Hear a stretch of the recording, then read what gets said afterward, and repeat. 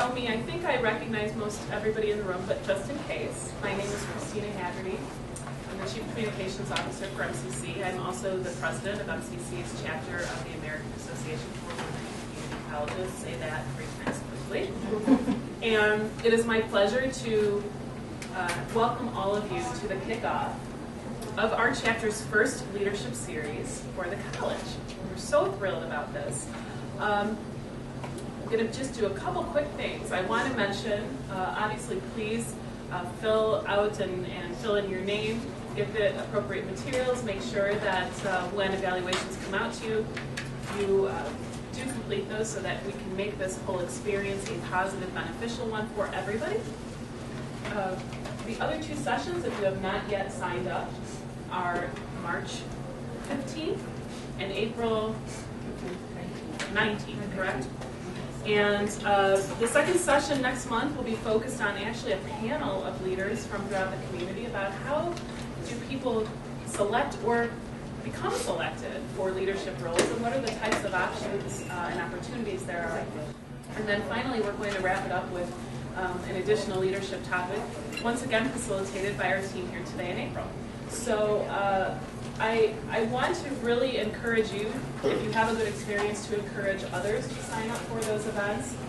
The reason that we're doing this is twofold. Number one, the AAWCC's mission is really focused on the development and the leadership development and the servant leadership of women for our community college community. So not just how are we here in our professional lives, but also how do we impart that wisdom and go out among our community and make change. And that's why we're here today, and I'm inspired to be in the presence of all of you as well. So that's the first thing. So if you are not a member of AAWCC and you believe firmly in that mission, as we all do, we do have membership applications, and we have arranged with the college that those annual dues can be pulled from your department's budget on an annual basis, very minimal. So that's the first thing.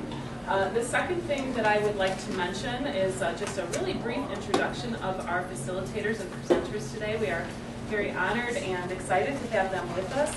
I'm not going to go in the huge reading of the bio because I think we all are able to do that.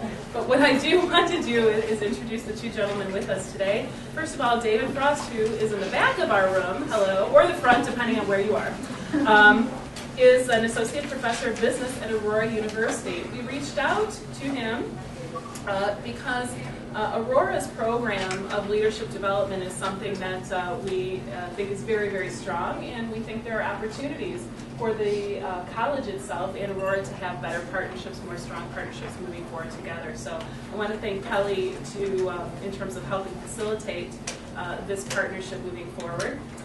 I would also like to introduce, I'm just going to call you Skip instead of Edgar, because I know that's how you go. Skip Boshammer was part of Aurora, correct, and is on his own. He's a leadership development consultant in Wisconsin, currently teaches at the School of Law at Loyola. Both of these gentlemen, very highly specialized in leadership development, I think will be so inspirational to us today, and I really look forward to welcoming them to get this party started, as they say.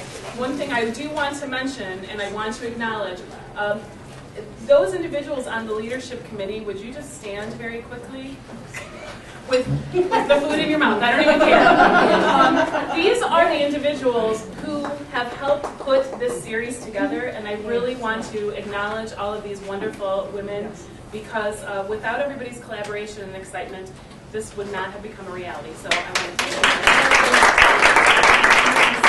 With that, I'm going to hand it over to Skip. Okay.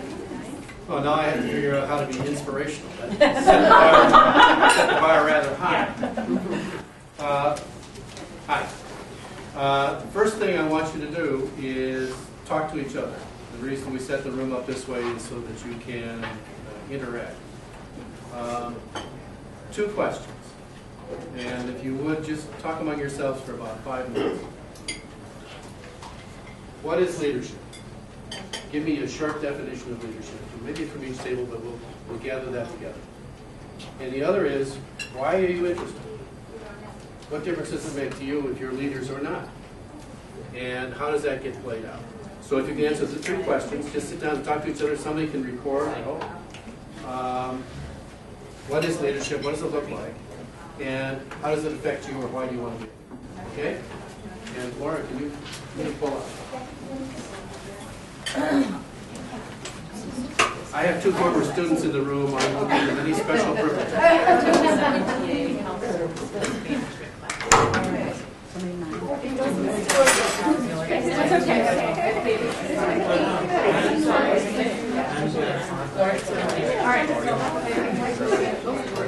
They're terrible.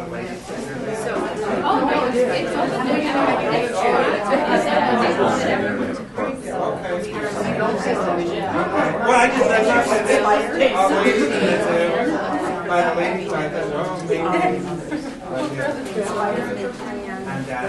Okay. Oh, yeah. We should. Yes, we should. Absolutely. That's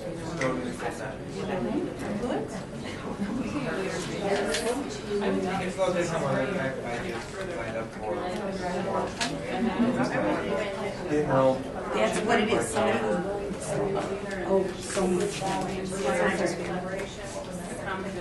Well, I work my nice area. I work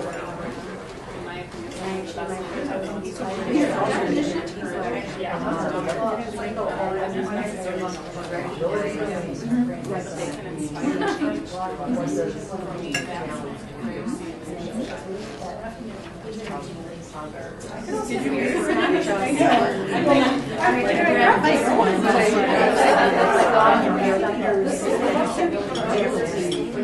hear not even like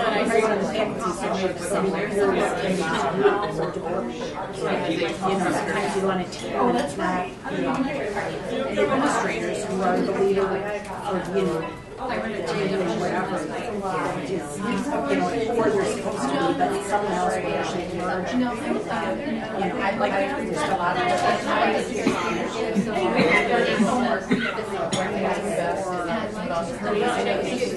there's times when the leader has to be but that's why it's more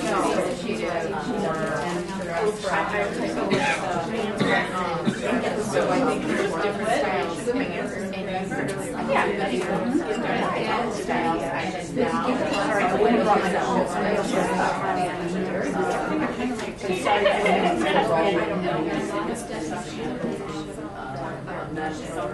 All their answers do they work at it or not?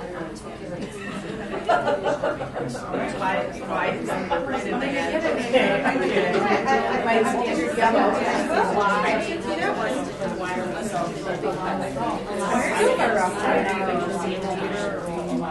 and conversely, I think there's not a group of leaders. The difference can't be I was really going to go all this operation. So making sure the details are. I was just going to say that one just doesn't mean. I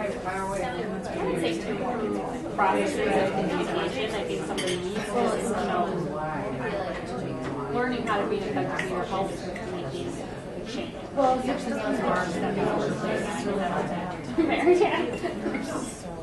I think there's times when I want to be a better leader. I just feel like I don't even know that I have a choice. That's why I realize even in real life you're in a position where you're a leader. I don't know. You should always want to be better at it. And because of being change ready, knowing that there's always new aspects to enhance your leadership. There's nothing worse than sitting on the board. And you're going to try to push your breath here. Oh, man, great, right? Yeah, that's not so good. We all see it. And if I don't know, others involved, I would think that support their particular personality, what they're willing to get involved in while trying to be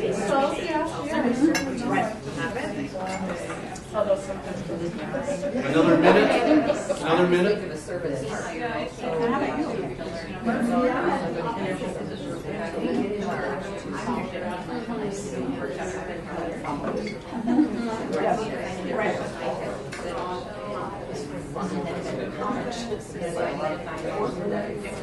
But there are times no matter what you do. You know what I follow? Yeah. I just convinced. How to take classes. Don't feel bad. Right, get everybody to be on the same page.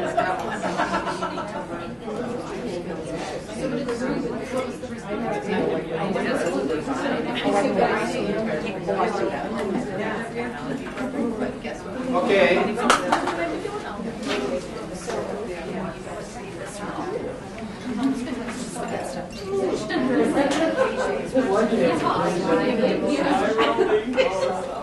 Let's figure out what leadership is. What are some of the words that you're using to describe leadership? Here. Oh, I am so sorry. It's okay. Thanks for taking notes. No. Better than anything. Give me a couple of words that describe leadership. Striving to help others, help Help. themselves, Help others, okay? help others grow personally and professionally, Okay. bringing out the best in others and yourself. Okay. Or other words, role, mentor, serving as a Mentor. role model or a mentor. See a theme here? What about here? What did you guys think? Someone who has vision, a global view, Okay. who sees things others don't. Receptive, okay. Yep, and can articulate that to those that hear. See what? And can articulate that vision. Articulate. Okay. Okay, what did you guys have? What are some of the words? We had the skills of, the visionary skills to facilitate people meeting that vision. Okay. So facilitating coming together to vision. And Okay. inspirational. Put that here. Inspiring, that's close enough. What did you guys say? Well, different than what is already Yes. there, we had engaging, empowering, Okay. collaborating, Engage, empower. What was the other? collaborate.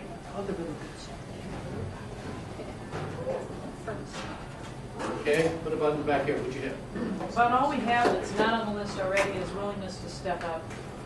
Willingness to step up. Stick your neck out, you mean? Which is apparently a problem in all employee groups.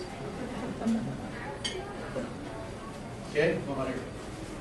To serve.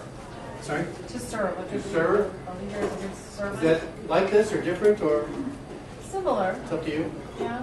Okay. Similar. Let me put it here. Serving? I don't know, is motivate Probably up just there? versus- Is motivate up there? Mentor, motivate. Mentor, okay, let's put that here. Otherwise, the rest of it we have to. Okay, so you see patterns? Okay.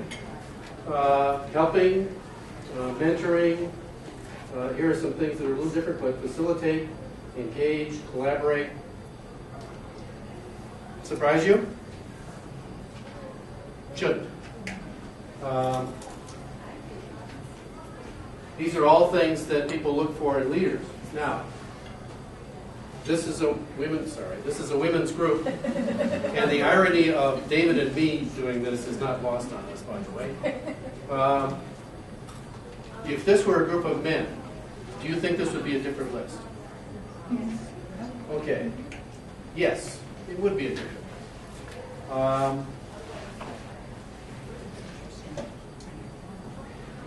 So why is leadership important to you as well? What's your name? Dad. Okay. Just so I know who you are. Why is leadership important to you? Why is developing your own leadership important to you? What did you guys have to say? We just thought that effective leadership is important to keep an organization moving forward, to keep it from getting stagnant. Okay. And we felt it was important for women to step up Yes? and fill Why? those roles also. Why women in particular? I mean, this is organized to be for women. But what is it about being women that makes leadership an important thing to do? Or is that even a valid question? I think the mentoring and empowering aspect of it is different. Okay? I think that more women in the workplace and seeing women in leadership roles helps those coming up Okay? to meet their full potential. Okay. Let me turn the question around. What do women bring that's special? Relationships. Skip, we do it all. Pardon me? You We do it all. do it all. We Well, do it all. I know that. Yeah. We'll get to that. So, relationships is a big thing. You can't accomplish a lot of those things. Go back to the first page. Yes. There are a lot of those things that can't necessarily be accomplished effectively Okay. without first having the relationship with each other to be able to inspire, to motivate, to grow, to do all those things. Okay. And by nature, inherently, and that's not everybody, it's sort of universal, relationships are important to women. Right. That's more a female style of leadership, right? Is to do these things. I'm intrigued by this one. Where did that come from? Back here.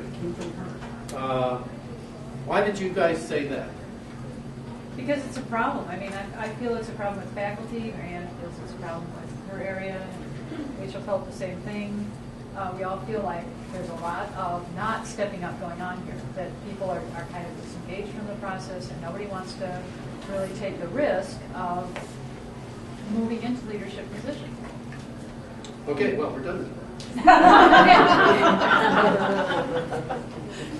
Because that's a huge problem for women in leadership roles. In fact, if I get this right, look here. Half of women want to go into the C-suite. What does that mean? Yeah, we don't even know. Oh, this C-suite, CEO, CIO, Chief Operating Officer. That's the top level of management, top level of leadership. So only half of the percentage of men want to go into that kind of leadership position.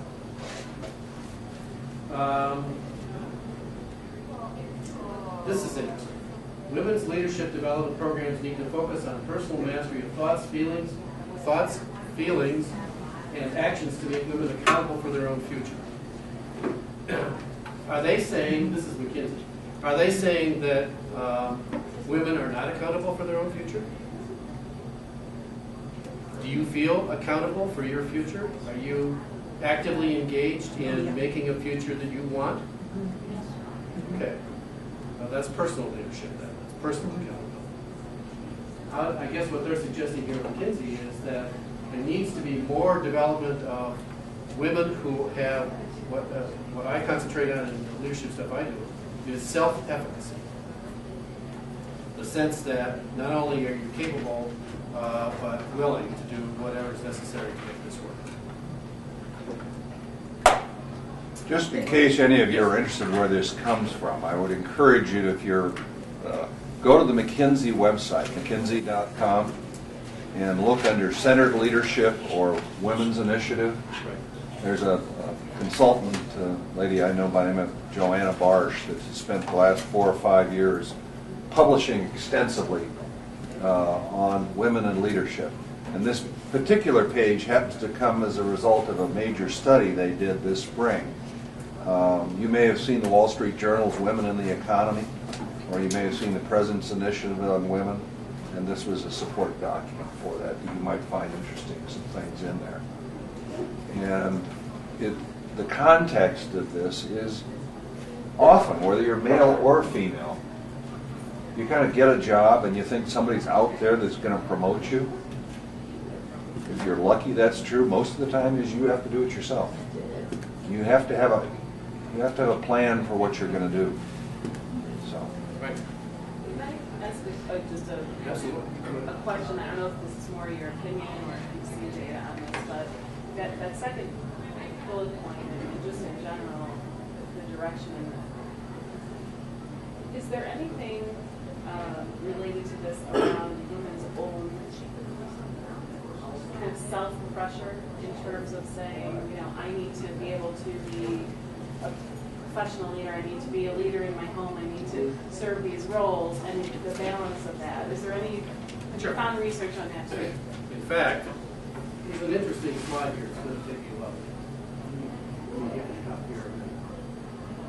See Rose in the ribbon before. There it is. That's what you're talking about. And that's a big problem because most women who are surveyed in the workplace have difficulty with balance because they see themselves either as the primary caretaker and the primary breadwinner, or the primary caretaker and most of the primary breadwinner. And how do you balance those things? In fact, David and I were talking earlier this week about the hole in the middle of women's careers. That a significant number of women leave the workplace to take care of children, aging adult, parents, those kinds of things, when they're 40 to 50 years old, somewhere in there, and to get back on track after that is a problem. It doesn't work very well. Another kinds of balance or another kind of issue along those lines is the line versus staff position. The line position, take manufacturing, you know, from sales to the production of a product to, you know, managing all of that. That's a line job. Staff is human resources, accounting, all the support stuff. And the fact of the matter is that a great many women get into the staff positions when in fact the line positions are the ones where the promotions come. So I don't know if it's a matter of awareness of those kinds of things, or if it's simply that people gravitate to those kinds of responsibilities. But in either case, it doesn't matter. The fact is, that's what happens.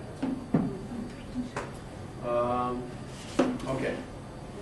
Any questions about that? Did I answer your question? Yes. Yep. I'm sorry you had to skip all the slides. Okay. I intended to anyway. There are only a few that I want to hit. So let me Hippity Hop Balancing. This is one. This is an intriguing one, as long as we're talking about some of the differences between men and women. Look at these. First, it's competencies, all right? Initiative, self-development, all the way down, builds relationships, stretch goals, champions change, all of those things. And you would say, okay, yeah, those are good things. And then you look at this. And you could say, they're not so far apart.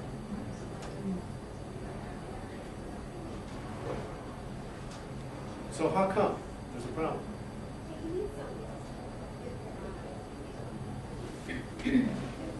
Is it the choices that we make to, at the age of 42, leave to take care of an aging parent in another state? Or what? And it's an interesting list all by itself. Communication, solving problems, this collaboration, that's one of our building relationships. So it inspires and motivates. There's motivate over there. So, you know, we're not talking about terribly different kinds of responsibilities or characteristics or whatever you call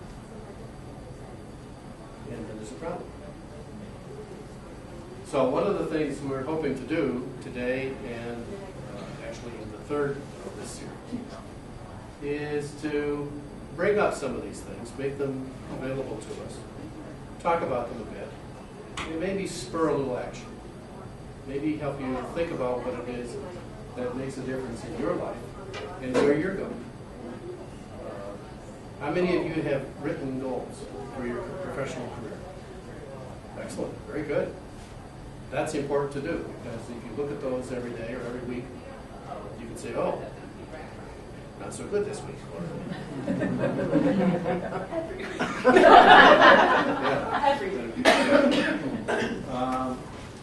So, we try to figure out with your help what it is that makes a difference. Go back to past Rosie. I don't know why Rosie's in there twice, but she is. She's Okay. important. She is important. Rosie changed a lot of things. during the Second World War. I recommend books to people, and I'm going to recommend 3. And I keep putting my stuff over here. One of them is called Leadership in the New Science. Written 1990, 1991. Leadership by a and woman. the new science or in the new Leadership and the New Science. Written by Margaret Wheatley. Spelled Wheat, L-E-Y. It's not long, it's a couple hundred pages. It's got a lot of science in it, so if you're not a science person, don't worry about it. But what she talks about, it was considered one of the best organizational development books of the 90s. And the reason is because she really expressed in very powerful ways why and how leadership should change from the old, do it because I tell you to do it, to more relationship building, and it was really based on quantum science. So it's an interesting book and very valuable. Second one is called Persuasion, The Art of Influence. If you read nothing else, you read this one. The author is Robert Cialdini. C-I-A-L-D-I-N-I.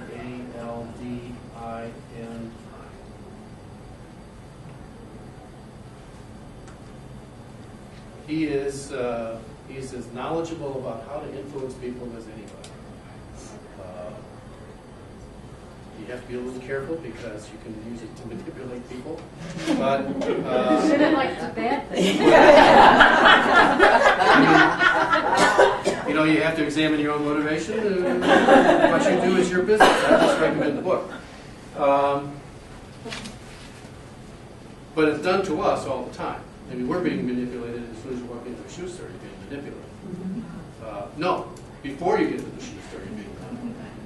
So it's very valuable kind of information, and it's good stuff that you can use in the toolbox. And the third one is called Trust and Betrayal in the Workplace. Yeah, Kelly knows about this because we've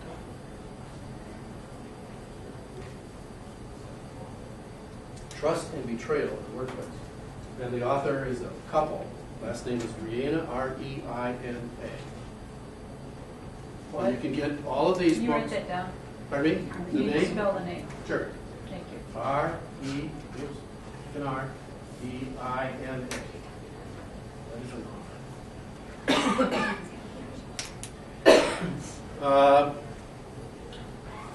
I was looking around for books on trust, how to build trust. And when you go on Amazon and you do a search, they get, you get books on fiduciary trust. Not what I'm looking for. And then you get into trust books where you fall back and people catch you. Don't want that. What the Rienas did is write a really excellent book on the kinds of trust that you can develop, how it's done, and then they use the beef, betrayal. Because even if you don't know it consciously, you know it intuitively, that you can build trust and build trust and build trust, and it only takes one little thing, and you start all over again. And sometimes the little things are even worse than the big things. Little things, when there's a little betrayal, it indicates a carelessness that destroys trust. What is trust based on? Just as long as I'm thinking about it. It's consistency.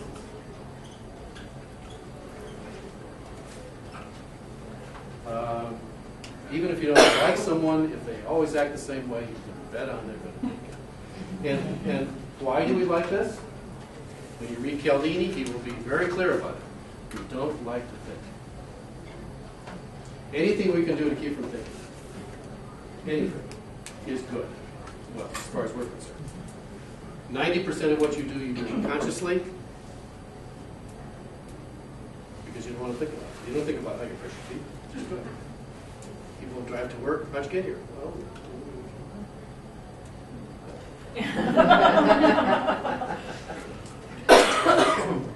okay, so leadership. Let's talk about the stepping up part. People don't take risks. It's all part of this not thinking. People don't take risks. They don't ask for stretch assignments. They don't, no, that's wrong. We don't ask for advice from people who have already been there. As a conscious decision to do. We may run across somebody and say, oh, that's interesting, how'd you do that? Well, that's okay. That's useful. But to actually make a plan, go find someone and interview them and say, okay, what happened? How'd you do that? That's how we gain leadership skills. It was mentioned that I teach at the Loyola Law School. I teach negotiation. You should learn to negotiate. I think it's an integral part of leadership. We talk about communication. Well, communication is a lot of different things to a lot of different people. Learning how to negotiate, how to make that interchange, how to trade value, how to create value in a relationship or in a transaction of some kind is a critical piece of leadership. So, if you want to know the book, get into yes. Is it everything you should read on negotiation? Not by a long shot, but it's a good start. That was the book that turned negotiation as a practice on its head. 1981, Roger Fisher. Really good stuff. Okay. So, I asked you two questions at the beginning. Why is this leadership thing important? Anybody want to volunteer? Who's going to step up? Hi, Kelly. We answered that question from a personal perspective. Yes. And the answers that we gave each other was that we didn't want to be followers, that we wanted to have the ability to make a contribution or impact and affect change, and we wanted to help ourselves grow. All right, so then I'm going to ask you my questions. Why? Why do you not want to be followers? What's important about not being a follower? Because the way you put it, you didn't say, I want to be a leader, I want to drive the way this organization functions. What you said was, I don't want to be a follower. Well, the second part of that was so we can make contributions, impact, affect change. Okay. And often if you're just following, you're not really having much to say about what's going on around you. So you want to be an influencer? Sure. Why is that? I'm going to put you on the spot here. Yeah. Okay. You and I have done this before, so we know how this works. Yeah, I know how this works. Why do I want to be an influencer? Because, you know what, it goes back to when I was in high school. Max Headroom. Max Headroom, was a wonderful character. And one day, listening to the television, I heard him say one thing. He says, why be normal? People may not talk to you, but they'll talk about you, and that should be better. And from that moment forward, I myself wanted to make sure that I was someone that people talked about, that made an impact, made a change, that could do something. That's a scary business, though, isn't it? Yeah, it's very scary. Do you want us to walk out of here and talk about you today? Sure. Okay. I picked on the wrong person.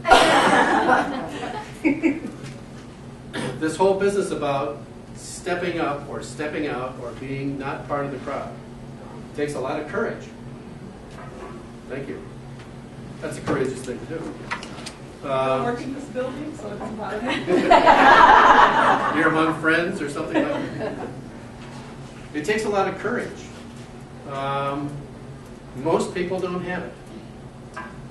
If I were to ask you if you have ever experienced working with or for someone who was a genuine leader, what would you say? Would you say, yes, I did?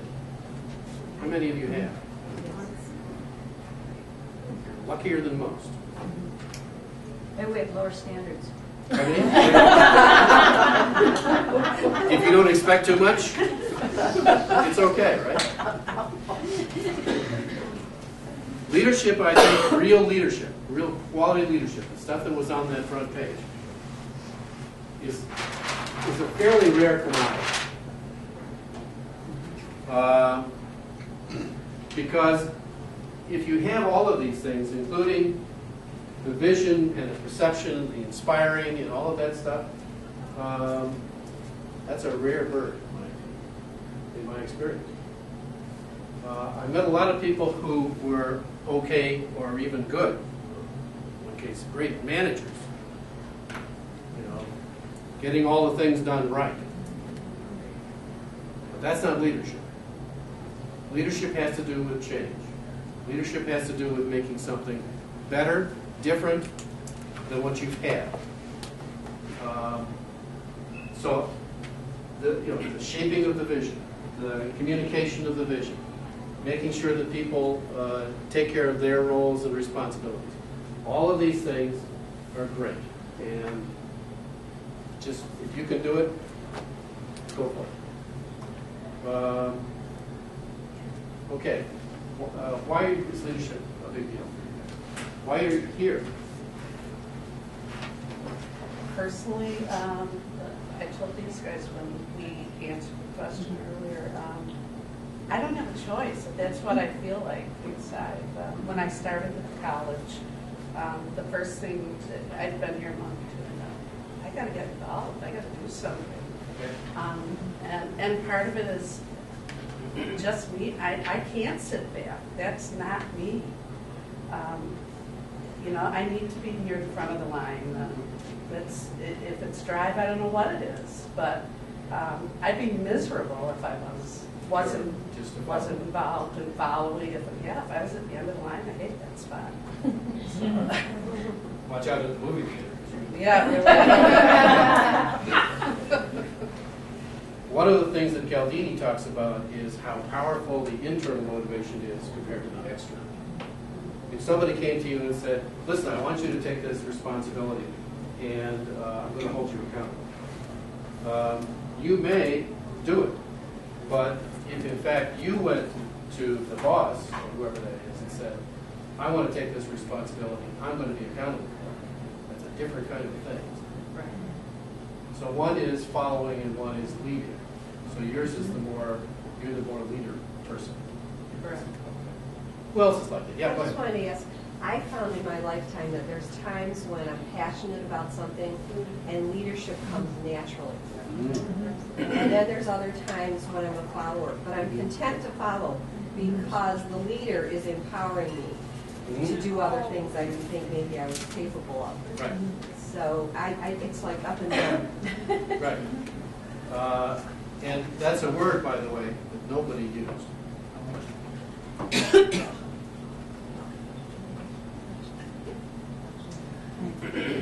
And I was wondering why not. Yeah. I actually kind of wanted to share my story. I'm kind of trying to hold it in. You talked about being inspired. It all started in high school. And for me, it's the same. And that's why I went into education. Not because I thought it was great to have summers off, but I hated high school as a student.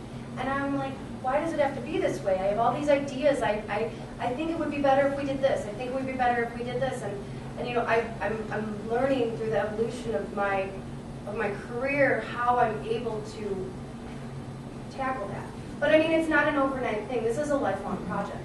I'm searching for doctoral theses right now, and I'm having all these like, oh my goodness, I'm so inspired. I want to do this and I want to do that. And